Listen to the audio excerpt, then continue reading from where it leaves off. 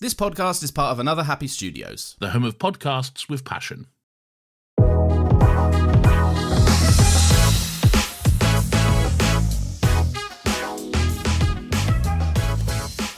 Hello and welcome once again to Talking Pictures Podcast. I'm your host David and joined with me as always my co-host Brian. Brian, how are you today? David, today's the day where Invincible gets released. That's fantastic. I'm really excited to watch it, and we're definitely not pre-recording this in January. What?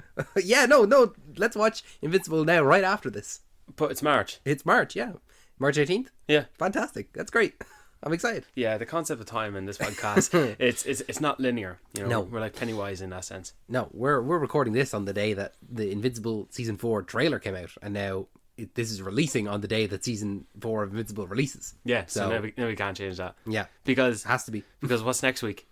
Next week is Project Hail Mary, which is my most anticipated film of this year. So we said, why don't we have a little bit of a block there where we have some spaces for spotlight episodes. So why don't we look back at The Martian, which is the previous work of Andy Weir. Technically, it's the second previous work, because he released The Martian in 2011. He released Artemis in the middle of The Martian. And 2017, I think. Was it 2017? Yeah. Oh, thank fuck. Because I was going to say 2016. Because after that, after Artemis, he released in 2021 Project Hail Mary. And everyone's raving about that. Yeah. Everyone's raving about the movie just as much as they are raving about the book.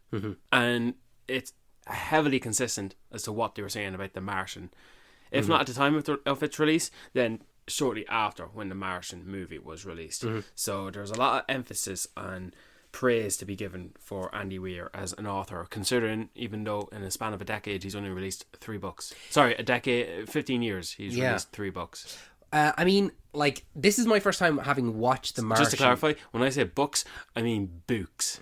What do you mean? I've been corrected on that multiple occasions. I think books is the correct terminology for it, yeah. As opposed to books? Yeah.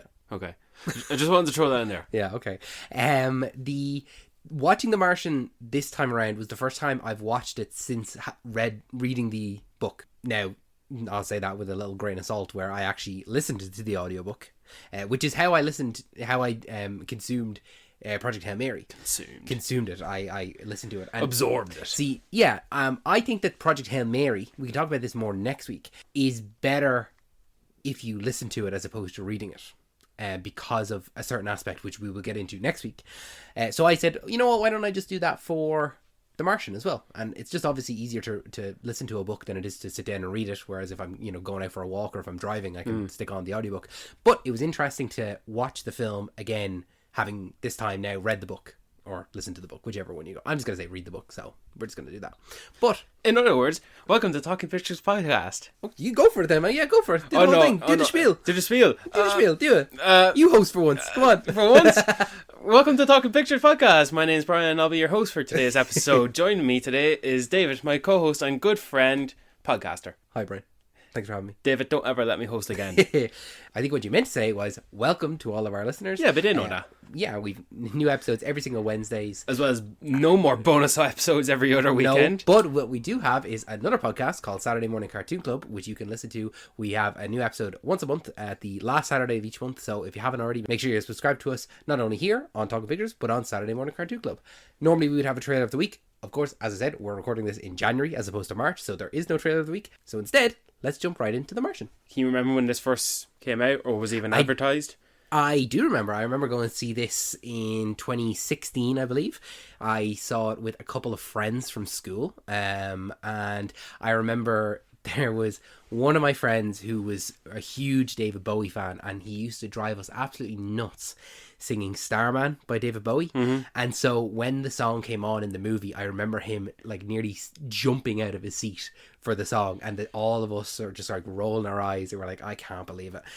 I don't know why we didn't expect Starman to play in a movie about space. Did you want Rocket Man instead? No, there was no particular song. That's just a memory I have of it, is that, seeing it in the cinema and Starman playing and then him like, yes, this song. So well, good for him. It's a very suitable song. It's very appropriate. There is a Starman in the sky. And he's waiting. Yeah. And then I remember I actually saw it a second time. I believe it was the following year in 2017.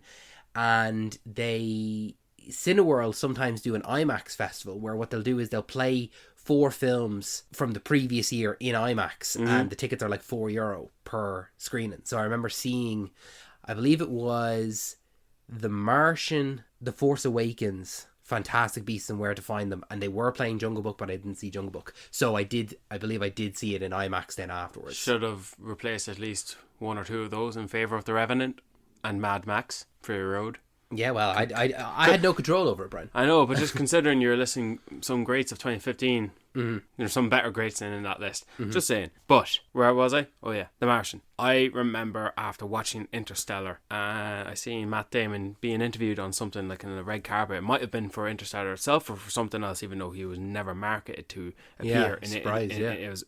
his appearance in Interstellar was a surprise, not to me because I looked up Wikipedia to see, oh, Matt Damon's showing up. But when? Because, Brian, you ruin movies for yourself. Not at all. Not at all.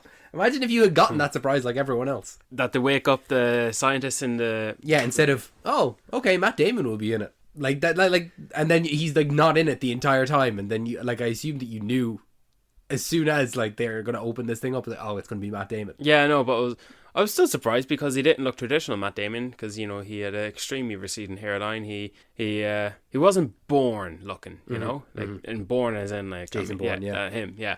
In The Martian, he's much more attractive and suitable to be a protagonist, and very optimistic.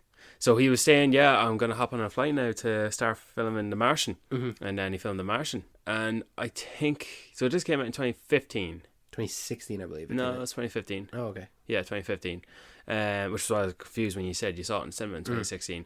But yes, 2015. Oh yeah, well it must have been 2015 then. Yeah. I did my Leaving Cert and left school in 2014, 15. Yeah. So I think I remember going on my phone and seeing Matt Damon doing a new movie with Ridley Scott about a man who gets stranded on Mars, based on a book. That's as early as my memory goes. And then I saw the movie and I liked it very much. I love it. It's one of my favourites. I think you love it just a tad bit more than me. Yeah. My letterbox, you go on my letterbox and it's like my location is I'm stranded on Mars because of this movie. But why? Why? That's a good question, Brian. I don't know why. I just really like it. I really like the character that I like the character that Matt Damon plays. I really like Mark Watney. I like his inability to be down. Like, even in the worst possible situation, he always has an optimistic outlook. I think after watching this movie again, preparation for this, I only copped it this time. Like, this guy, everything to the devil's end is being thrown at him, and he's taken on the chin. Okay, well, one problem at a time. Yeah, that's it. That he just has to... I know we're jumping to the end here now, but it's what he says to the kids at the end of the movie, is that, like, you know, space is going to throw all of these problems at you. It doesn't cooperate. It does not cooperate, and you can either lay down and die, or you can just work the problem. Yeah. And you can just go one at a time. How am I going to deal with this? How am I going to deal with this? And that's what he does, essentially, throughout the movie. Is like, he's presented with a problem, he's presented with all these problems, and I go, okay, I'm going to take this one at a time. Yeah. One being, I'm going to remove this piece of metal from my stomach, and then I'm going to reinforce everything in this base I'm living in, and I'm going to get over my fear of the fact that this storm can take off and explode the walls any moment now. Because I remember... he's at every single moment throughout this runtime, he is 1 second away from being dead. Yeah. Like, that's all it'll take. They do mention it a few times, so long as nothing goes wrong, and that's if nothing goes wrong. Multiple characters say things like that, and it made me be reminded of, oh yeah, so much shit can happen to Mark Watney, and that's not even including everything else NASA is doing, and then the unplanned mission that the Hermes crew does to rescue Mark. This movie, there's a lot of work to do for every character in this movie to save one man, and I dig it. And I dig it in complete opposite compared to how I feel like when another crew go to save one man played by Matt Damon, and I'm against it. See, yeah, the thing about it with I'm talking about Saving Private Ryan. All right, okay. Oh, did you not get that? No, I thought you were talking about Interstellar. No. I don't take the fact that this squad of soldiers are going to save this one man. It's like, really, Matt Damon? It's because I think the main difference there between Saving Private Ryan and The Martian is that Matt Damon is actively involved in it, and he is trying to survive, whereas in Saving Private Ryan he's just going about his day. He doesn't know that this story is happening, and grateful as shit as well. All right, relax, Brian. I'm just saying. His brothers died. His 4 brothers died in the war, okay? We're not talking about him. We're talking about Mark Watney. We're talking about Mark Watney. It's an aspect that I really like about the film is that, like, even though it's one person, and if he was on Earth, he wouldn't get as much attention. He wouldn't, people die every day on Earth. No. But it's just that because of the situation that he's in, it's like, okay, money is no longer an object. What can we do? How can we save this person? Because it's just an unimaginable thing to be left on a not even a deserted island, a deserted planet by yourself and just die. Be left for dead. When the two characters, Jeff Daniels and Chiwetel Ejiofor, were talking about the next mission they wanted to go on, and that Jeff Daniels was hesitant because... That's a great aspect. I really like that aspect of that NASA is a public company, so as soon as they point the cameras at the hab, and they have to release those images, and they are going to eventually have to release images of Mark Watney's dead body, and they don't want the bad press for that. And didn't he say, or didn't Chiwetel say that his body won't even be decomposing? No, because it's not exposed to the air, so he wouldn't even decompose. He would just lay there until either the Ares 5 or Ares 6, whichever it is, goes and collects him. You can make a fucking ghost haunted story out of that. He could, yeah. That's very, what's the word I'm looking for? Creepy? Yeah, creepy. Creepy is one way to describe it. Yeah. But the whole PR aspect, look, we want to go back to Mars, so we'll make it part of the mission that we're going to bring this dead hero home.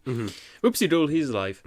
And then I like the fact that in this movie, there's no one in NASA scheming behind everyone. Yeah, there's no bad guy to prevent them from rescuing Mark Watney because he doesn't like that. It's going to cost billions. Yeah. Or it's going to cost him his job, or it's going to cost him his goals he has for NASA, or it's going to cost him whatever. You could 100% see Jeff Daniels playing that role in another movie where he's the NASA director and he's like, no, like we can't do it at this budget. You have to, like, he's just like cutting costs or something like that. He's been brought in by the government or something like that to cut back on stuff, and it's not worth our time to go save Mark Watney. I thought he was going to be that character. I still have that memory. I really thought he was going to be that guy, and I like that that's not the case here at all. Everyone coming together in this movie to save this one man. It's like Russia and China and America working together to bring... And I say Russia and China, even though China does help. I'm saying that all crime stops, all political wars is at a temporary pause. Time itself stops, all in favor of trying to rescue this one man because he's in fucking Mars. Yeah. Well, that's the thing, is that the movie doesn't need a villain, because the villain is time and space and Mars and the lack of food, and it's all these obstacles. We don't need a traditional antagonist. It's not a story that needs that at all. Yeah, the environment is the antagonist. Yeah. Yeah, like a lot of movies do that. Another 2015 movie did that as well, Inside Out. I know, You're making right? a lot of comparisons. I know, but hey, if it fits, it fits. Yeah. Aside from all the comparisons, just to throw it out there so I don't forget, more than one comparison made in this movie that references said movie, in a character in the Martian featured in said movie. One being Sean Bean in The Lord of the Rings and Project Elrond. Yeah. But then I forgot that Mark says, I get to be Iron Man. And then immediately the next shot it cuts to is Sebastian Stan. And I'm like, you killed Iron Man's mother and father. It's just funny now at this point. It's like, who's in the MCU? And if not, who's in a superhero movie under Marvel? And then so on and so forth. It's just kind of funny at that stage. I'm so impressed with you. What? I think that's the first time you've ever actually said Sean Bean's name correctly. You normally say Sean Beam. With the M at the end? Yeah, you say it with an M. But you got it right this time. I'm really impressed. I was waiting. It was one of the aspects of this conversation that I was dreading, was when you would say Sean Beam and I would go Bean. Apparently it's pronounced Bean. It's Bean, yeah. Yeah. See, the thing with Sean Bean's name is that, spell Sean Bean. S-E-A-N? Yeah. B-E-O.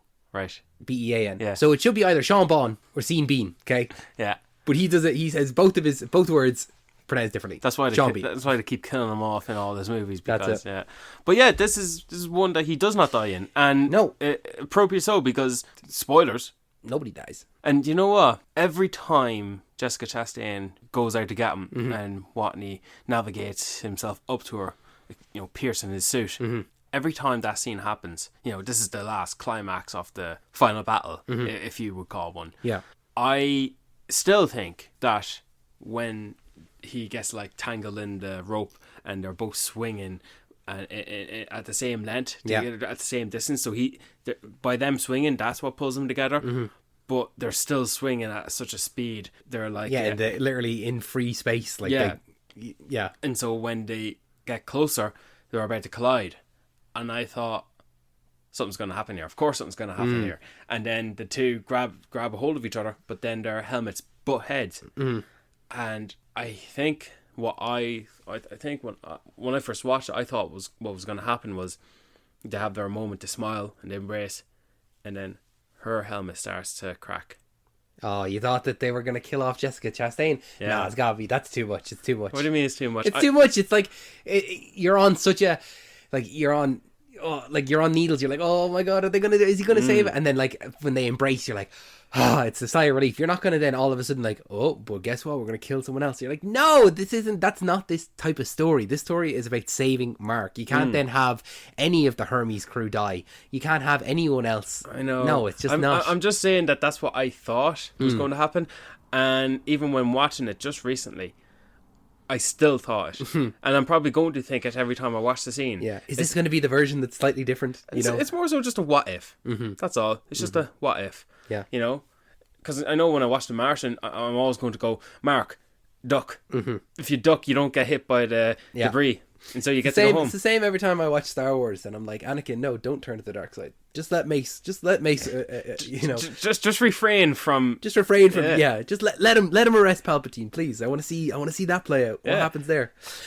I think that another point to bring up about why this movie's so good is just the absolutely stacked cast. It's such a diverse cast of characters that, like, even though they're all scientists or they're all astrophysicists or engineers or anything like that, it's like I'm really interested in every single one of you. I want to see more of everyone. And a lot of the characters were my first introductions. I don't know about you. I can't remember. If they were first introductions. So let's go through this quickly. We all knew Matt Damon, and yeah, I think this might have been the start of Matt Damon's career where I started to like him. Really? Yeah, that's surprising. Why is it like? Why did it take so long? I don't know.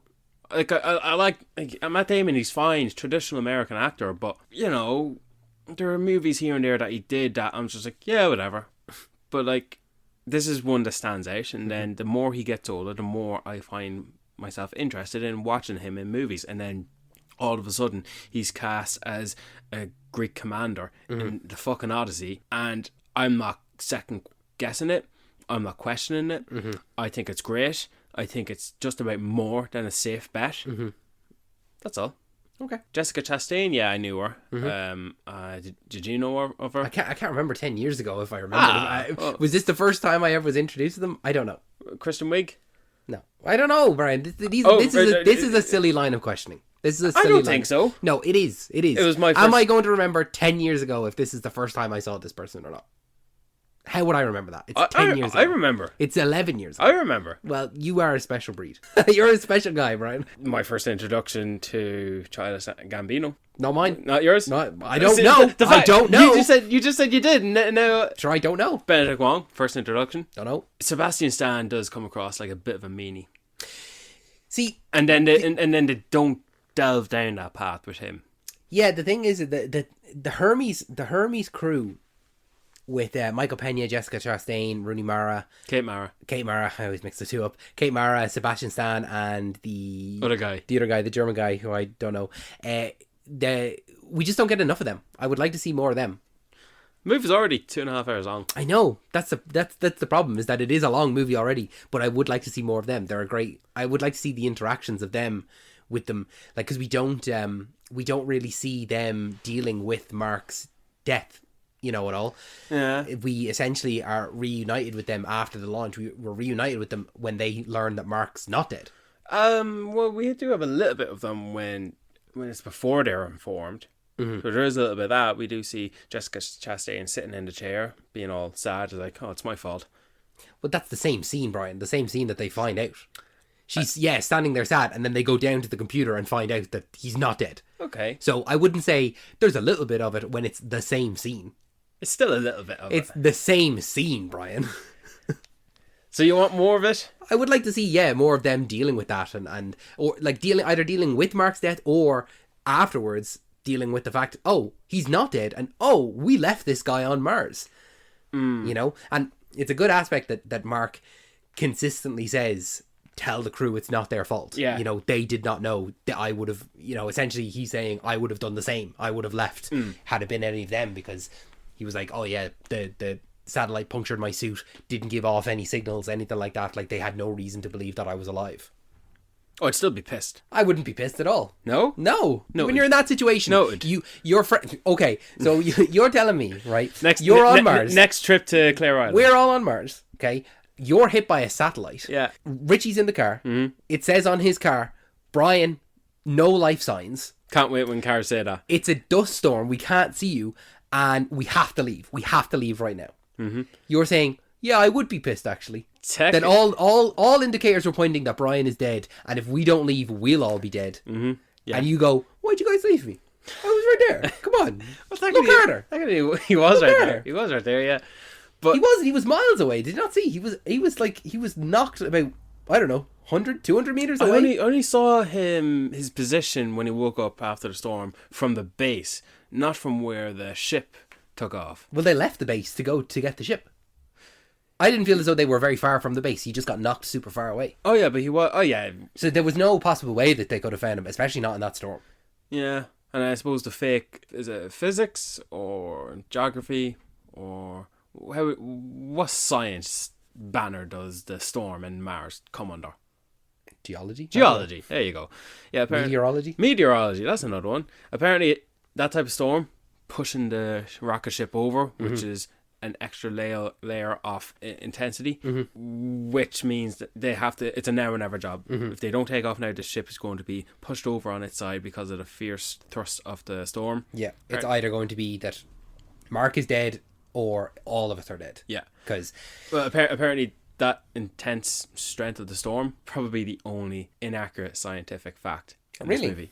Yeah. Apparently. said who? Said Neil who? deGrasse Tyson, probably. YouTube. Yeah. Okay. YouTube says, and Neil deGrasse Tyson. Yeah. You know what? Neil deGrasse Tyson, you love poking holes in films. Yeah. Can you just enjoy them? Relax. Yeah. Relax. But he did say See the way people are like, oh, see Titanic. It's the wrong stars that are in the sky in Titanic. Shut the fuck up. Shut the fuck up. Watch the movie. Just watch the movie. Yeah, I know, when they're poking holes in the Avatar movies as well, saying that's not what a Navi would actually do. Well, guess what? What? Just watch the movie. Just watch the movie. Yeah.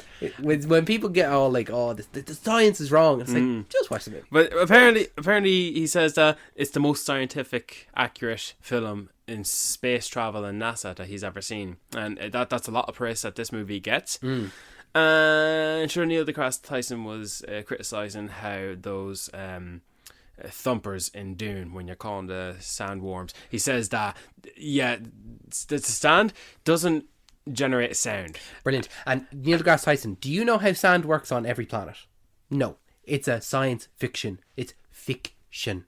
Okay? And I concur with that. Yeah, it's just like, relax. Just enjoy the movie. Stop trying to poke holes in things. Just enjoy it. And apparently NASA had a role into this. I'm not surprised. Yeah, like if Ridley Scott was going to work with NASA, this is the one to work work with a government body or the experts, I suppose. This is the one to do it on, because we spend half the movie with Mark, but also half the movie with NASA. Yeah. You know, that's not the case with the book. The book is entirely with Mark. Is and it? we get little like flashes to NASA. And Really? we don't get nearly as much. Like the book is essentially, the majority of it is when Mark does the video diaries. Yes. It's that. So most of the things that we're hearing about are all in the past tense. Here's what I did. And he will recount his day. So you're hearing it all in the past tense. And where is he when he's saying this now, or is he just narrating it? Sorry? So he's recounting the videos he makes, the blogs in the book. Yeah. Where is he when he is recounting it? Is he already rescued? Is he just... No, like it's as if we're just watching the individual vlogs that he does. Oh. The little video diaries. Was it interesting to listen to? It was. read? I enjoyed it. Because that doesn't sound very interesting at all, and that makes me think the movie did a better job. Well, the movie we get to see it all, but imagine if the those video vlogs where he's talking and he's like, oh, here's what I'm going to do. Yeah. Imagine that, but just in the past tense. Yeah. So he's like, oh, this is what I did. As opposed to here's what went wrong. As opposed to in real time. Yeah. yeah, the movie did it better. Yeah, I mean, it's the way to go about it, is that obviously you want to see, of course, if we're watching a movie, we have to see what he's doing. Yeah. Whereas if we're reading a book or if we're listening to it, it doesn't matter if it's in the present tense or in the past tense. It's the same information, just, given to us slightly differently. What do you make of the fact that Ridley Scott did this? I like Ridley Scott, and it's unfortunate that, and I do fall under this category where, I will say this, Ridley Scott... He's a prick. I wasn't going to say he was a prick. I would say that his movies are on and off. He can very easily make a good movie and then make a bad movie. He'll go back and forth between, like, every other one is a good one. He has some great ones. Like, I really liked The Last Duel. Wasn't a big fan of The Counselor. Or Napoleon. Napoleon was fine. I did like Napoleon, but it definitely wasn't to everyone's taste. What did he come out with there recently? Gladiator. Gladiator 2 was just a bit meh. Let me just check what he's done recently. So, his last couple of movies, right? He had Gladiator 2. Before that was Napoleon. Before that one was House of Gucci, which didn't seem to do... Like, it's kind of very middling, again. Last Duel. I really liked Last Duel. Then there was All the Money in the World. I thought that was very good. Yeah. Like, again, look at it on Letterboxd there. It's quite middling. Alien Covenant. I quite like Alien Covenant. I like it because of the IP. But every time I watch it, I... Disappointed. Yeah. Yeah. Yeah, just very disappointed. The Martian. Exodus, Gods Among Men. I like that. A lot of people, Gods and Kings even, sorry. a lot of people give that shit. I'm like, why? And do you know what else? Robin Hood. Robin Hood, I was going to say there. Yeah, The Counselor. Fucking hate The Counselor. Do not like The Counselor. Yeah, I don't know what was up with that. Prometheus. Black Hawk Down. American Gangster. Hannibal. Gladiator. Thelma and Louise. See, a lot of his early stuff, maybe he sometimes gets away with a lot of his early stuff. Yeah, it is his early stuff. Yeah. Like, without his early stuff, what does he have? He has The Martian. The Martian is his most modern one. That is his last great movie. It's his last universally liked one. Yeah. And I think for me, like, I'd say his last great one was The Last Duel. I really liked The Last Duel, but I acknowledge the fact that I'm in the very much minority on that one. I liked it. I like to watch, but look, I've only seen it once. Yeah. And I like that he's going back to work with actors he's worked with before, not just Matt Damon, but also Adam Driver, and in some cases, Joaquin Phoenix. As he continues to get other actresses involved. He's already done with Jodie Whittaker, and then Jodie Whittaker or Jodie Comer? Comer, yeah, and then Vanessa Kirby, and so on and so forth. I like the collection of actors he always brings back, It's nice. But yeah, The Martian, it is his last liked movie. And yeah, I take it warrants saying again, what a fucking cast. Like, and every time those that Love Train songs plays over, that's one of the most entertaining and satisfying end credits in the movie. And it's not just the end credits, it's literally the cut to the credits.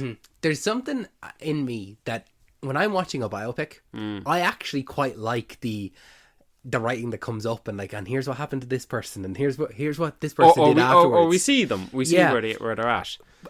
And this is that without the writing. It's just, and here are all the characters are, and here, come on, Love Train, and you're like watching it and like, yeah, and everyone's like either in their job and they're happy or like, oh, here's the next Ares mission going, and Michael Payne is going back to space. Kate Mara and Sebastian Stan have a child. Jessica Chastain looks to she's living a happy life with her husband. The NASA crew are working still, and if not, they've been promoted to people in better positions. It's amazing. Sean Bean's happily retired, playing a bit of golf. I like it.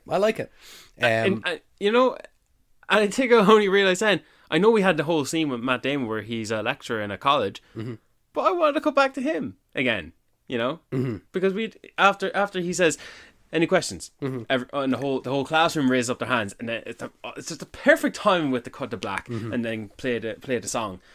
But then we don't go back to him, when his because we've seen his story. Yeah, I know we've seen him. But his thing comes up when the rocket ship is blast off. But the soundtrack heavily emphasized in this movie. I wonder, is it the same in the book? No, it's not, because it's a book. Well, David, Mr. Know-It-All, you said that his other book, Project Hail Mary, has a lot of references to the Beatles songs. Has the references to the Beatles. The Beatles. But not, I didn't say Beatles songs. I said Beatles. And we'll see that next week. We'll talk about it next week. Possibly. If, maybe. I don't know. Phil Lord and Chris Miller will have to do it. The thing is that in the book, yes, he does reference that there's a lot of 70s songs that that The commander has a terrible taste in music, and he also does reference the fact that he's watching a lot of the TV and stuff like that. So those are elements to it, but obviously he's not referencing, oh, I'm listening to this song, I'm not listening to this song, or anything like that. It's just that it's that general kind of 70s disco music. I was going to say just because you brought up the ending is very different in the books. Oh, how so? In the book, one book. Books. So some of the differences, I'll talk about some of the differences I can recall off the top of my head. So the whole sequence where he travels from the hab to the launch site, Yes. which is like 90 days. Yeah. That is longer in the book. More stuff happens on that trip. Also, before he goes on that trip, he loses communication with NASA and he can't talk to them anymore. So the bit where he's drilling holes in the rover, and he like has to knock the thing.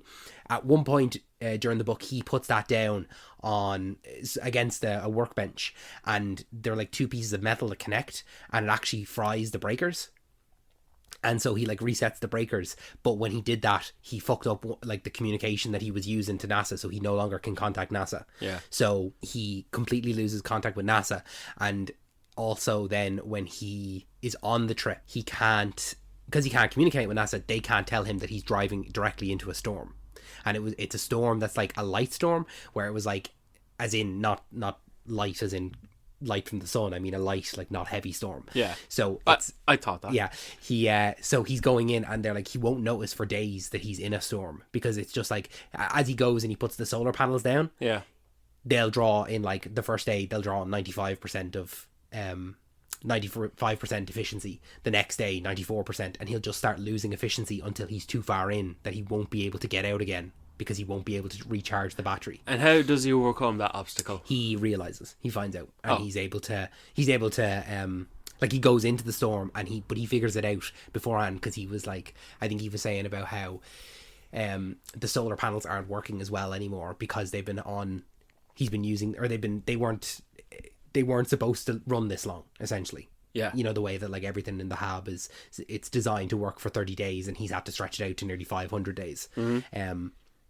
So he figures it out, and he's able to triangulate what the storm is, and figure out the shape of the storm, and work his way out of it. So we do spend a lot of time on that trip. There are more things to do, whereas in the movie it's a montage to, right, we need to get him from here to here.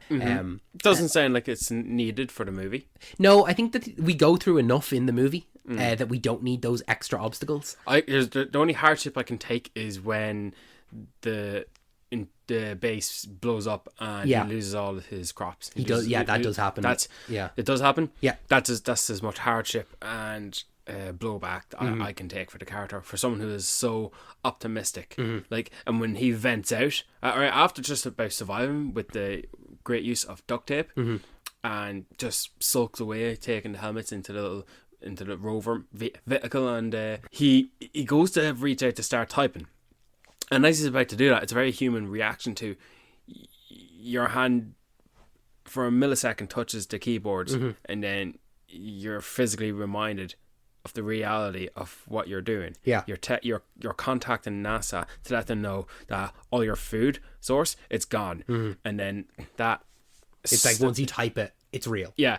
And it's like his body or his brain registered with his body that what just actually happened and how fucked he is, and then he starts venting out and he starts shouting, but he doesn't even curse. He just shouts God, God, God, God, and he doesn't curse. The only time he curses is when they tell him that they haven't told the crew he's alive. Yeah. And then we cut outside the rover, and he's saying what the fuck, and we can tell he's saying Are that. you fucking kidding me? Yeah. He does say fuck at the start after he poked holes in his belly because he had to remove the shrapnel out of it. That's a great sequence as well, because we go so long from when he wakes up to going back to the hab, to getting that out, to sewing himself up, to stapling, and then he lays back, and like it's been like maybe 10 minutes of no dialogue, and then he literally just like, shit. But like, he says fuck. Does he say fuck? He's like fuck, and it's like, okay, that's sorted. It's like that thing of like, one problem after another. It's like, okay, I'm alive. and I'm stranded on Mars. Like that is going to sink in as well now. Welcome to life. Yeah. The other difference then, the other main difference is, so two other things then about the ending. So the Iron Man sequence doesn't happen. That's made up for the movie. Okay, well, he does mention it in the book. He does say, I can do this, but he doesn't do it. They work the problem and they get the velocity down and they get the distance down, and it's a very smooth. Beck goes in and pulls them out. And Beck does, not Lewis. not the commander, no. Right. Beck does it, and it goes perfectly fine. There's no issue at all. And then the last thing that's different is Mark isn't a teacher, but he meets up with the commander for a meal. They go for a burger just in like a bar, and he orders a burger, and the waiter's like, oh, do you want fries with that? And or like, do you want curly fries or regular fries? And he's like, no, I don't want fries. And he's like, oh, well, it comes with the meal. And he's like, no, I don't want potatoes. Like, I do not want them. Do not bring them to me. Like, he's so over potatoes in every form. He's like never having a potato again. And Commander Lewis offers him a job that she is working with a private company to do space hotels, like essentially like floating hotels in space, and it's cheaper to hire retired astronauts to work for them than it is to train new astronauts. And they were like, yeah, you can make 5 million a year. And he's like, I don't need that. Like, I'm Mark Watney, I'm the guy who survived Mars. I could just do any brand endorsement and I'd be set for life. I don't need to do it. And he like takes her card, and it's like heavily implied that he's like, yeah, I just like mindlessly took her card, and I took a mental note that I need to throw that away. So it's like, even though he is back on Earth and he's like, I'm not going back to space, I'm not doing that, there is that little bit of him there that it's like, maybe I will. You know, he might go back up to space again. In the book? In the book. Well, I suppose he must be around somewhere for the second book in Artemis. Is Artemis a sequel? No.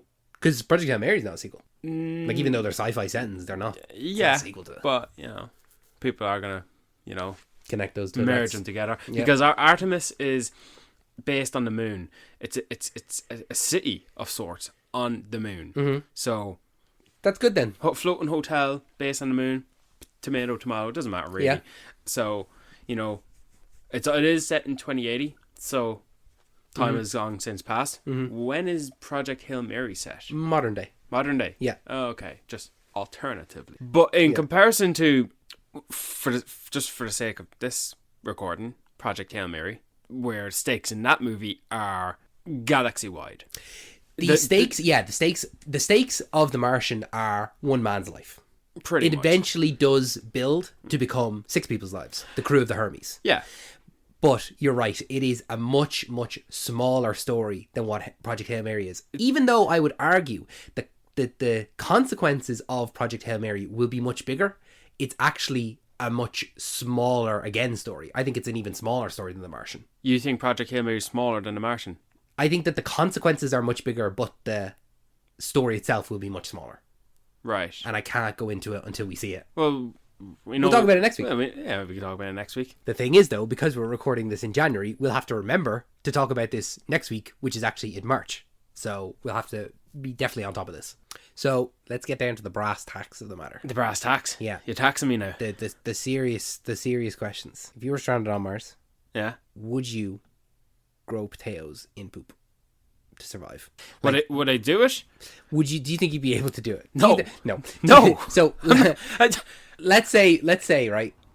Essentially, you know, Mark, he has to go through. It's one of those perfect storms where he's stranded on Mars and he has to grow food. And thank God he's a botanist and he knows exactly what he needs to do. He's the perfect man to. The perfect character for it. When he's on the ship going from Earth to Mars, he's a mechanic. He's an engineer. Yeah.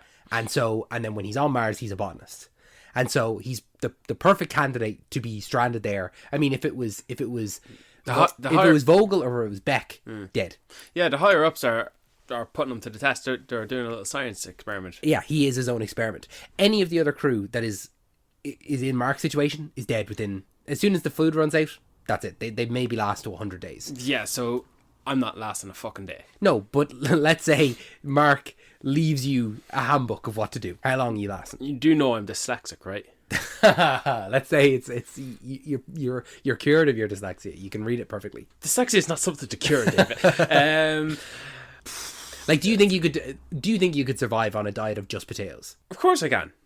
would you like mentally be able to do it? Mentally. Because that's the thing, is that while there is the physical obstacle of it all, Yeah. Mark also has to go through the mental torment of being alone on Mars, no one to talk to, and also he has to eat the same food. Like if you've ever had the same meal every day for 7 days in a row, like you are beyond bored of it. Like it's like, I'd rather not eat than eat this. Not gonna lie, David. The potatoes do look tasty. The brown bread he cuts up into slices. He That's rashes. meatloaf. That's meatloaf. It's meatloaf. Yeah. It looks like brown bread, doesn't it? Yeah. The fact that you said it's meatloaf, knowing that I was thinking it was brown bread, Yeah. says something.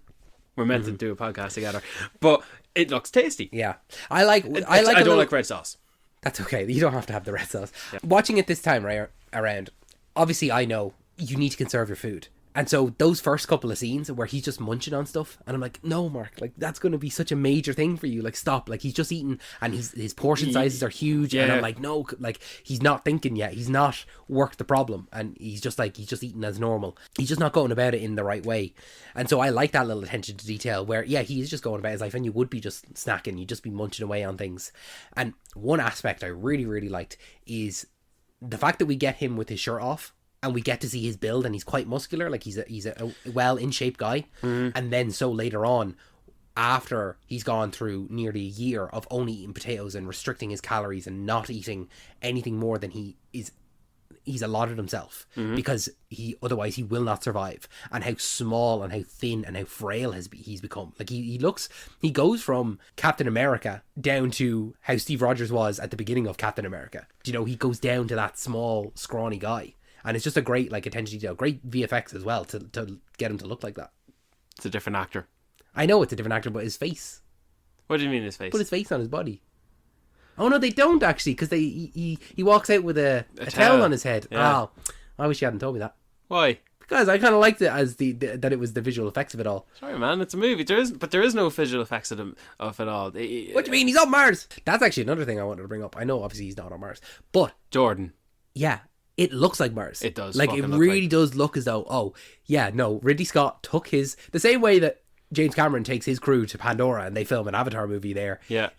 Ridley Scott brought his crew to Mars and shot a film there. No, just like James Cameron taking his crew on Titanic at the time it was taking him. Yeah, they went back in time. They built a time machine. It makes sense. So no, it does. It's the real thing. There's no point where I'm looking at it. Maybe it's the red tint that they just put over it. That red tint does help. That's what Vince Gilligan did when he anytime they go to Mexico, they put a yellow tint over it. Say, hey, we're in Mexico now. Color's a wonderful thing. Yeah, they call it the Red Planet for a reason. But no, I really Jordan just provides a great Mars landscape, doesn't it? The thing about it, like you look in the far distance, you see the mountains that are shaped in such a way that it's no mountain you find in like Ireland anyway. That's wrong because it's like the mountains go like. From a distance, it goes straight up and across as opposed to it slants up, you know? Yeah. Mm-hmm. And then the craters, the circular craters, as if bombs had dropped into them. It's another great detail as well. Mm-hmm. There's a look, we don't know really what the visual effects add in versus to what's shot on location. Mm-hmm. Like there is a lot of that then, like these days, and yeah, it was a decade ago, but it doesn't mean they weren't doing it then. Mm-hmm. A lot of the practical sets and vehicles that's very well done, I thought. Like, you know, Ridley Scott is a man who likes to build his sets as if they are real, so the fact that you can walk in and move around them as if they are the real deal, they're the real environment. That's it. You feel like he did it for Aliens, for Alien Covenant. You feel as though you know the hab, you know the areas that he's walking through, you know a little bit. You don't know the geography of it, but you feel as though he is working in a lab and he can't leave these walls. Yeah, you know, without the spacesuit. Yeah, like, well, the only two places I really know is just the work area where he sits in the computer, which is, you know, the beds are, and then the fireman cylinder room, where, that's you know what, I'm watching this movie, like, you know, we know what it's about. I find it kind of fascinating just watching them problem solve and figure out how to grow food on a planet where food does not grow on. It's just good to watch him work the problem. Yeah, and it's like I could never come up with this, but it's just interesting to watch. Even when he's like trying to create water, or like to he's like, I know how to make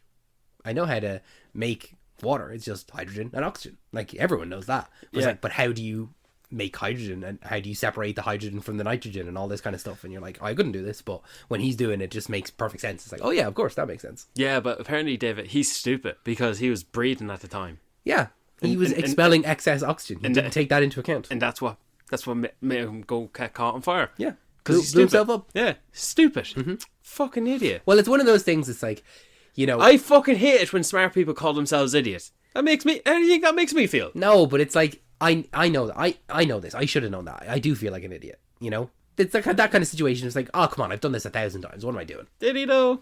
Did he? It's like, you're in that, you know, just imagine in your job, and you've done something 1,000 times, and then all of a sudden 1,001 you get it wrong, and you're like, what am I doing? I know this. This is Mickey Mouse shit. This is easy. Come on. Fair enough. You do this in a, like, for him making the fire, right? That's him doing a child's chemistry experiment. Like, that is so easy for him. And you still mess it up. Speak for himself. Yeah, well, like, it's just different levels, you know? It's like when if you see a race car driver crash a car, it's like, come on, what are you doing? You know, if they just crash their regular car going to the shop, like, what are you doing? Come on. This is easy. You're an idiot. How is he as a protagonist? Matt Damon playing Mark Watney. You know, and by the way, Mark Watney? Cool name. Yeah.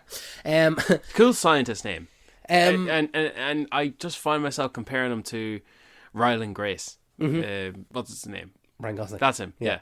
Right. I don't know why I just. The thing is that when listening to Project Hail Mary, I was able to do it without picturing it as Ryan Gosling, but listening to The Martian, I had to picture it as Matt Damon. Even though in the book cover it looks more like. Well, I didn't look at the book cover. Oh, in the book cover it looks like they got one of the Hemsworth brothers to model after it, which is funny. So, the only thing that I would say that I don't like about Mark is that he can be sometimes a little annoying with his positivity, or like sometimes it's like, what is it? Like, I can't describe it, but it's like, it's just annoying. Like, he would say, like, I remember this in the book, it was the Iron Man section. He said this, and it was, I just found it, I was like, oh, like if someone said this to me, it would just be, I just find it quite annoying. Where he's like, it plays out pretty much similar to the book or to the movie, where he's like, oh, Commander, I actually have an idea. What if I cut a hole in my hand and then I could propel myself like Iron Man? I was like, no, Watney, that's not a good idea. And he goes, okay, but consider this. I'd be Iron Man. And I'm like, all right. Does he say that in the book? Yeah, he says it like that as well, where it's like, he's just like repeating things as if that's making a point. And there's just some instances like that where it can just be a little bit annoying. Yeah. Now, I don't know if that was the person that was reading the book, he was saying it in an annoying way, or if it's the actual things that Mark said. But I found him to be much more likable actually in the movie. Being portrayed by Matt Damon, he feels more real as Matt Damon. And even in the movie, like with some of the positivity he has, like when NASA told him they want to have take a picture of him, and then, you know, in a life and death situation where it's there's no template to refer to as a guide. This is barrier breaking for humankind. Yeah, and he's talking about how he's going to pose for the photograph. You know. Cheerleader style, or you know, fucking get my good shape on my fucking ass out, and then he gives the big thumbs up there. The fawns, yeah, I like that. Yeah, I like the fact that he is so optimistic, even in his recordings, like in his blogs, and you know, he's talking to talking to blogs, but it's a narration trying to figure out how to communicate with them, and he puts the signs down for the letters. I forget the name of the code. I think it's hexadecimal or something like that. Yeah, hexadecimal, whatever that is. Never heard of it. Interesting though. He's always good at maintaining it. You know, it's very rare that I do feel as though I see the loneliness break through. The only time I really noticed it, or not the only time I noticed it, but the time where it became very, very real, is when he is in the MAV and he's about to take off, and he finally gets communication with the crew, and he gets to hear the commander's voice, and he's checking in, and he's like nearly crying, and he's holding back tears, and it's like, oh my god, like, again, it's like, oh, this is real. Like, there's a possibility I might be saved. It's a possibility I might get to see my friends again. I thought they didn't make too big of a deal the fact that he's now talking to someone on comms and it's his crew. They didn't make that into too big of a deal, and then he started to break down. You know. Do you know what I mean? It's like he wanted to. It's like No. Ridley Scott did not make it a big deal in the fact that now Mark Watney is speaking to another human being. No, because we're in the procedure. The big deal about it is when NASA hear it, like he's like pilot and he's like go, and that they all cheer in NASA. Like that's the big moment of it all. It's like yes, okay, they're in contact. It's go time. Yeah, you're right. Ridley Scott doesn't put a huge emphasis on it. It's more character driven that this is a huge deal for Watney. Like we've been in contact with all of these characters, we've spoken to them the whole time, but this is the first time Watney is hearing another human voice that's not someone singing disco or someone on Happy Days. I do appreciate the fact that he starts to break down and cry. You know, this is supposed to be our protagonist. This is the hero moment. This is the moment he's saving. This is what we've been building to. And it's almost like he didn't want to believe it himself. He didn't let himself believe that he was going to get out of there. And now once he's heard the voice, he's like, oh my God, yeah, this might be it. I might actually make it out of here. What do you make of the fact that they pretty much removed the roof off the rocket ship that needed to be done? Yeah, needed to be done. Complete science fiction. Like it has to be like, yeah, we're going to send him up there with pretty much in a tent. Yeah. Pretty much. A modified tent. You know what's very frightening about that is when he regains consciousness and he looks, ahead of him or up and above him. And because the little cylinder he's sitting in, the little capsule, is just constantly floating around the planet's orbit into gravity, you're strapped to a chair. You are not moving, but the thing you're in is moving, and you're looking. But it also doesn't feel as though you're moving because you're in 0G. No, but you can see the planet appear and reappear. Yeah, that it goes like boom, boom, boom. Yeah, you can't stop that. You have no control of that, and the further that little capsule moves, the more further away you're going to be from your crew who are trying to rescue you. Yeah, and there's no control over it whatsoever. Bye. Even then he said in his positivity in the fact that he's making funny jokes about the harsh reality that he's going to die. Go good, I'll wave bye to you as I'm floating away.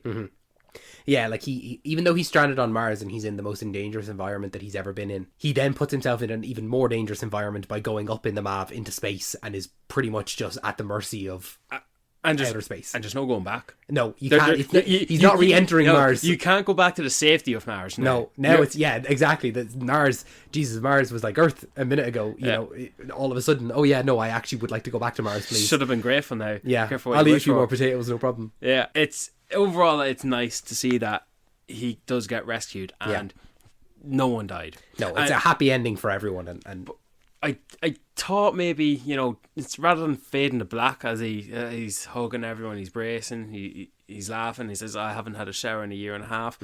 Maybe don't fade to black, maybe fade to black and then next scene is not he's back home in Earth. Maybe have another scene where he's just talking to the crew. Well, the book has him do a video diary from the Hermes. That's actually it's that scene, and then the next one is him going for a dinner with the captain. I just would have liked to see a scene where everyone was together and he's talking about, briefly overall what he was going through, mostly what he felt. But then again, if we're executing that there in that scene, maybe it does take away the final scene where he's delivering the speech to his students, which it does take away that, a bonus episode, maybe a short extra scene, maybe, but this is a crew that came back to rescue him. And now they're going to be on a trip for another 9 months, Yeah, but we don't get anything like that, In another director's hands, it would have ended on the ship where they're about to enter Earth's atmosphere, or even they're within eye distance. Or we see Earth. the celebration or something like that of Mark's return. Or maybe it's just the two of them standing in front of the bridge and they're in a big window and they see Earth, yeah. They see Earth, that's it. I thought there was more Donald Glover in this movie than there actually was. No, it's a very limited role. Even there's a lot because it's such a large cast. There's so many people, but with so few scenes. Like even Benedict Wong. I think we got a lot of him compared to most even Mackenzie Davis, who first discovered Mark's movements with coordinates. She always kept on popping up because she was there. Donald Glover, I know he popped up here and there at the odd time when he was running the data, but it just feels like 2 scenes. that he's in. He was good in it. He was very good in that, and he was so young as well. You know. You know who's in it that I only noticed for the first time? Nate from Ted Lasso. That's Nate. The guy who, Yeah. when they're looking at the photos, the initial photos from fucking Pathfinder. Negative Nancy. Yeah, that's Nate. No shit. Yeah, and I was like, no, it couldn't be him. Is it him? And then he started speaking, and I was like, no, his voice is way too deep. And I was like, hold on, let me look this up. And it was him. I was like, Right. that is mad. That's funny because he had a bit of stubble as well. Bit of stubble as well. Yeah. And he was, again, 10 years younger, so it was a nice one. But Oh yeah, but no negative Nancy, not especially when she. he's the most negative of the whole cast. Yeah. You know, and it's just someone that doesn't believe that Mark is It's not actually even that doing he this. doesn't believe. It's just the fact that He's sarcastic, I suppose. No, Yeah. it's something to do with the camera spinning and that. The camera, the rover had to spin at a sign, and he said, well, it's not going to be accurate or some stupid shit like that. And he's like, shut the fuck up. Yeah, shut the fuck believe. up. Just Yeah. believe, No, please. no wonder you're not in the rest of the movie. Making the Mars rover Pathfinder, making that into a, like, hello, old friend, you know, that type of thing. You know, it's like this shiny, jangly thing we get in this movie. It's hardly the shiny jangly. Here's the cameo. It's Yeah. Pathfinder. here's Tobey Maguire's Spider-Man. But it's- here's Pathfinder. but it is the Mars rover, and That's not the Mars rover. Is it not? No. Is it not? No. Pretty sure it was. No. No? Pathfinder is its own thing, and Mars rover is its own thing. Oh, really? Yeah. So I'm sorry to break the multiverse of madness for you here, Brian. It just goes to show my knowledge of NASA. Like, maybe You would think Pathfinder is a shiny cameo, like getting Yoda in episode 8. Wow, look at these boys.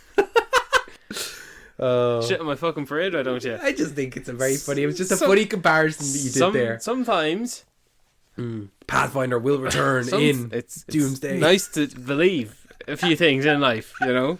Maybe don't take some things away from others. Sorry, man. You should I do like the fact. I'll build on what you're trying to say. go fuck yourself. I do like the fact that they took something real within our world and used it in this fictional world. That yes, Pathfinder is up on Mars. And he's the one that's going to go and find it and put it to use. You know, and take this real thing in our world and bring it within this fictional story. Thank you. Yeah. Jingle, jingle, jingle, jingle. Oh, to me, my Pathfinder. Look at this. Look, kids. Hey, whoa, that Obi-Wan Kenobi. Anywho, none of it matters because in the following week, the world's going to end because the sun starts to die. That's our preview for Project Hail Mary, which is coming out next week. What are you excited for Project Hail Mary? Now, obviously, it's different. It's a same writer. Yeah.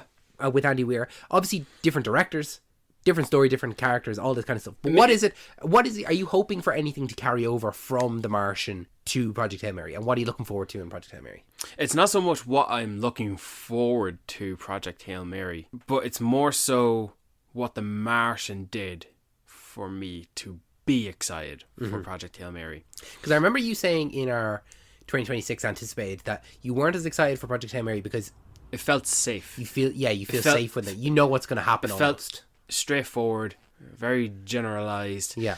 It's gonna run its course on the alphabet, and it's not gonna. Yeah. Well, then I'm it's not- excited it's not because gonna I don't take think it moment. is. I don't think it is. You don't think it is? No. And while I will say it's a little bit different because I've seen The Martian how many times in my life? And Yeah.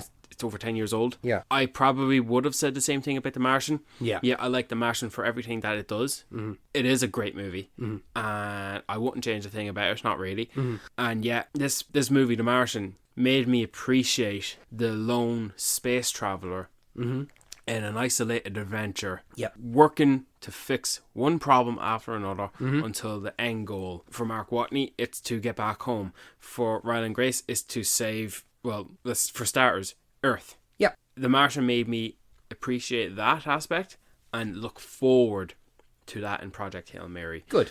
If that's the aspect that you're looking forward to, I think you'll have a good time. I think that what you're looking for will be there and you will enjoy it. And there will be more then to build on top of that as well. I just think there's the two are very comparable for absolutely. for that consistency alone. Yeah, and I you know? think that it'll be fair that when we talk about Project Hail Mary, we will directly compare it to The Martian in some aspects. Yeah. You know, it's very interesting to see. I know they're in no way connected, but the themes are very consistent, you know? And the themes consistent, same author from the original books. And I have heard of Artemis before, and this is like the the sequel to The Martian, but not really, it's not. Yeah. But yet, I now feel a little bit like that with Project Hail Mary. I'm not expecting any references whatsoever. No, neither am I. There are no references. No, and I won't expect someone to off the cuff say, "Oh, do you remember that guy who was stranded in Mars?" You know, Yeah. I won't expect anything along those lines. That Project Hail Mary is its own entity. Yeah. And having said that, you know, with Ridley Scott directing one and Lord and Miller directing the other, feels very suitable that the two respectives are directing said movie. So the third book is Artemis, and I would like to see how that would look. Yeah. I believe the book is audio narrated by Rosario Dawson. Okay. It's female led. Okay, deadly. I don't know if it's space exploration. It's more so moon based. I think it deals with a lot of politics, so there's lot more groundwork involved. There's a lot more civilized people involved, you know, in Artemis. Good director would be nice to see, but I don't know who could be a good director to bring Artemis into a film.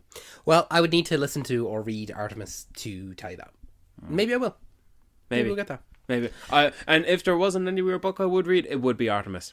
I would not go back to read The Martian or Project Hail Mary. Really? That's surprising.